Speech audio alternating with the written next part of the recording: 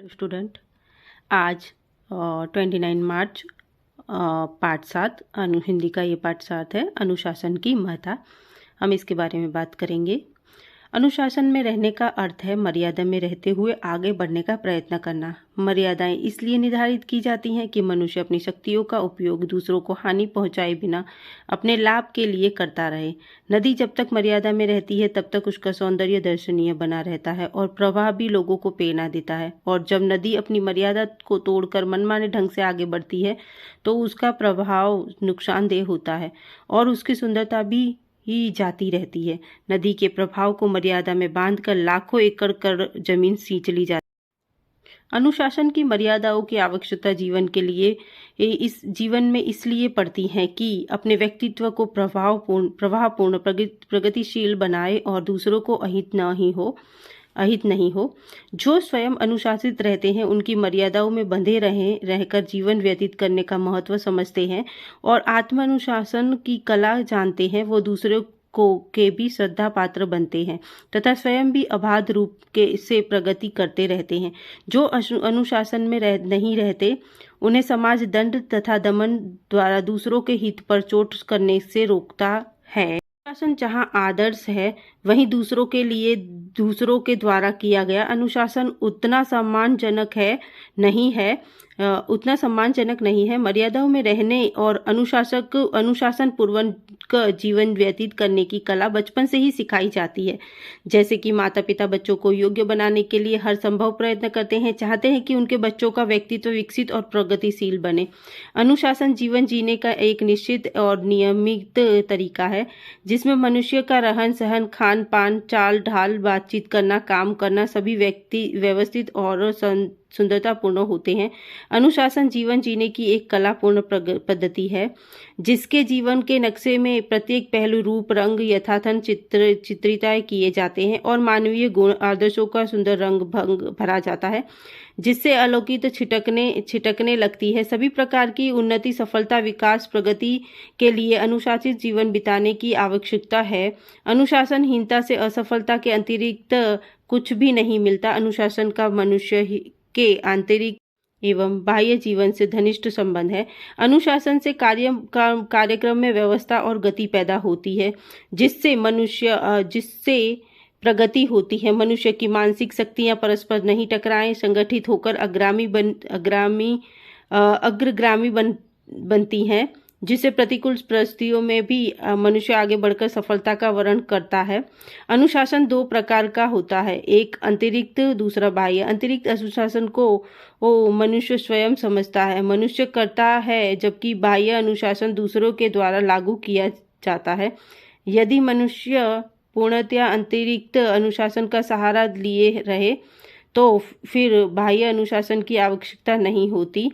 एक बालक को अतिरिक्त अनुशासन का बोध नहीं रहता, इसीलिए माँ बाप, अध्यापक आदि उसे अनुशासन सिखाते हैं और अभ्यास से बच्चा अतिरिक्त अनुशासन की भूमिका में पहुंचकर आगे स्वयं ही अनुशासित होने लगता है।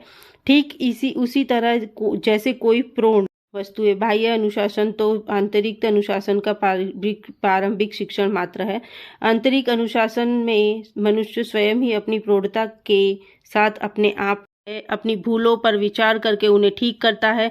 जब प्रौढ़ होकर भी व्यक्ति आंतरिक अनुशासन का आचरण नहीं करते तो उनको समाज अनुशासित रहने के लिए बाध्य करता है। अनुशासनहीन व्यक्ति का संसार में कोई स्थान नहीं है, यहाँ तक कि सूक्ष्म तथा स्थूल शक्तियां उसे मजबूर कर देती हैं। अनुशासनबद्ध जीवन जीने वाला व्यक्ति हमेशा हर परिस्थिति में प्रश्नचारित और आनंदमय रहता है। उसकी उपस्थिति मात्र से ही वातावरण में प्रसन्नता की लहर उठ आती है। अच्छाइयों को सजवार होता है, भले काम उसके द्वारा स्वतः ही होने लगते हैं। जिसे देश का अथवा समाज में इस तरह अनुशासित व्यक्ति जितने अधिक होंगे वह देश उतना ही ऊंचा उठेगा, प्रगति करेगा। अभ्यास प्रश्न हम आगे देखेंगे। यहाँ पे आप देखते हो अनुशासनबद्ध 100 सैनिकों की शक्ति अनुशासनहीन हजारों सैनिकों से कहीं अधिक होती है। आप देख सकते हो अनुशासन बहुत जरूरी है। अगर अनुशासन हम अपने जीवन में लाते हैं तो हम बहुत सी कठिनाइयों का सामना कर सकते हैं, अपने आप को बहुत निखार सकते हैं, आगे जा सकते हैं। गया है मैक्सिको नगर, जहां विश्व के ओलंपिक खेले जाते हैं। वहां कभी सुनसान और पत्थरों के अतिरिक्त कुछ नहीं था। यहाँ मैक्सिकोज नाम का कबीला परिवार रहता था। उसे एक अन्य कबीलों के दल ने अपना गुलाम बना रखा था। मैक्सिकाज बड़े कष्ट झेल रहे थे। ऐसे ही अवस्था में एक दिन उनका सरदार मर गया। मरते समय उसने कहा, परिश्रम करना, परिश्रम से ही कष्ट दूर होंगे। बहुत दिन बाद एक दिन भूखा प्यासा कबीला परिवार शोक सागर में डूबा बैठा था। तभी उन्होंने देखा कि पत्थरों के बीच एक नागफनी उग आई है। पत्थरों के बीच नागफनी कठिनाइयां में भी विकसित हो रही है। थोड़ी देर में एक बाज उड़ता हुआ आया और उसके ऊपर बैठ गया। वह बड़ी देर तक बैठा रहा। कबीले की एक समझदार स्त्री ने कहा, बाज का संदेश मेरे पास आ रहा है, तुम परिश्रम करके यहाँ एक नगर बसाओ, तुम्हारे कष्ट दूर होंगे। कहते हैं उसी दिन मैक्सिकोज की नींव पड़ी।